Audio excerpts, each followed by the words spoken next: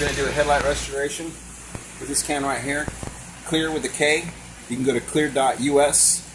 You just tape it up, you scuff it up, and you spray it.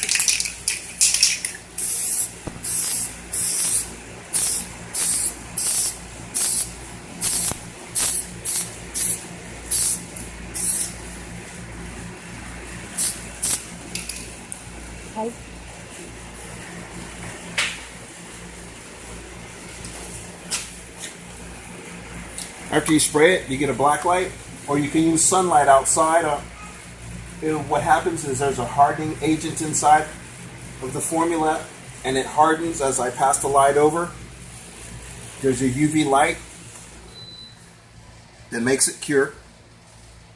Only takes a minute, and you can deliver the vehicle in a couple more minutes after the light's been passed over a couple of times.